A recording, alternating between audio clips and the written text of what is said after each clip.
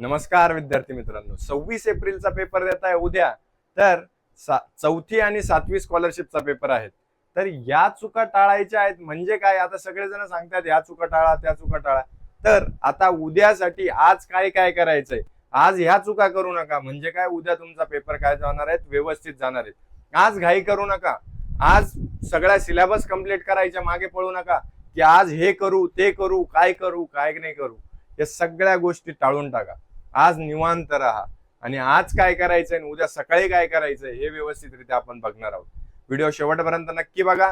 Video तुमच्यासाठी खूप कामाचा आहे आणि याच्यावर तुम्हाला चांगला स्कोर मिळणार म्हणजे मिळणार. काही 5 ते 10 गोष्टी अशा आहेत की ज्या करा आणि ज्या करू नका. व्यवस्थितरित्या लक्ष द्या. पहिले काय आहेत की mistakes to avoid 1 day before exam. एक्झामच्या पहिले, एक्झामच्या अगोदर काय करायचं की स्टार्ट एनिथिंग. आता न्यू टॉपिक वगैरे काहीच नका. जे आहे त्याची आज रात्रीमधून रिव्हिजन करून घ्यायची. आपल्याला पहिला मुद्दा रिव्हिजन करून घ्यायची, बरोबर. आता दुसरा, आता आपल्याला काय करा, ओव्हर स्टडिंग. आता सर्वात महत्वाचं, जास्त वेळ रटू नका. 8 तास 12 तास 12-1 वाजा लोक अभ्यास करू नका. जो तुमचा टाइम शेड्यूल आहे त्याच टाइम शेड्यूलने व्यवस्थितरित्या अभ्यास करा. म्हणजे जास्त वेळ अभ्यास करू नका. म्हणजे जेवढा आहे तेवढा वेळ तुम्ही करा. उद्या सकाळी फ्रेश उठाल तर फ्रेश राहून तुम्ही एक्झामला जाऊ शकतात. नाही तर एक्झाम्स मध्ये डुलक्या यायचा, झोप यायची, तुम्हाला हे पॉसिबल होणार नाही. तर आता व्यवस्थितरित्या फ्रेश होऊन तिथे जायचं आपल्याला, कळालं. तर याची चिंता घ्यायची नाही, कळालं. पॅनिक और स्ट्रेस थिंकिंग, ताण कशाचाच घेऊ नका.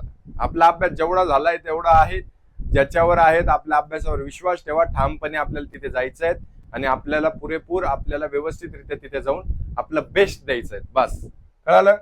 तिसरा, आता बघा, कम्पेअरिंग विथ फ्रेंड्स, मित्रांशी बोलू नका. आता मित्र म्हणतात की माझा एवढा झालाय अभ्यास, माझा तेवढा झालाय, बोलू नका. शांत राहा, आपलं काम करा. व्यवस्थितरित्या एकदम तळमळीने सांगतोय, कारण की व्यवस्थित ह्या चुका मुलं करतात. मी जर माझ्या मित्रांना विचारलं की तुझा किती अभ्यास झालाय आणि तुझा किती अभ्यास झालाय यश, तर ते म्हणतात की यार आम्ही तर पूर्ण पुस्तक केलंय, 50 प्रॅक्टिस सेट केले, मी तानात येऊन जातो आणि मी तर 25च केले. मग कसं करायचं, या गोष्टी टाळायच्या.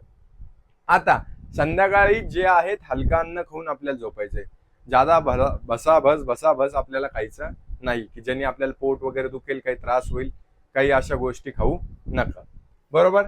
आता चेकिंग एक्झाम सेंटर वगैरे, एक्झाम ला जाण्या अगोदर 15 मिनिटं लवकर एक्झामला जा, कळालं.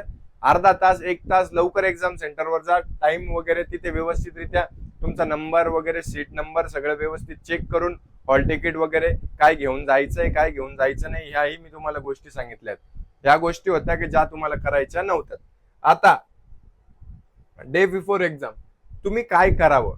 आता काय, लाईट रिव्हिजन करायची तुम्हाला की सब्जेक्टची. तुम्हाला मॅथची आन्सर शीट बनवायची सांगितली होती, फॉर्म्युला शीट्स वगैरे ते बनवून त्याची रिवाइज करायचे. सकाळी व्यवस्थितरित्या झोप घ्या. आता keep everything ready at night. संध्याकाळी प्रिपेअर करून ठेवा. आपली बॅग वगैरे व्यवस्थितरित्या भरून ठेवा.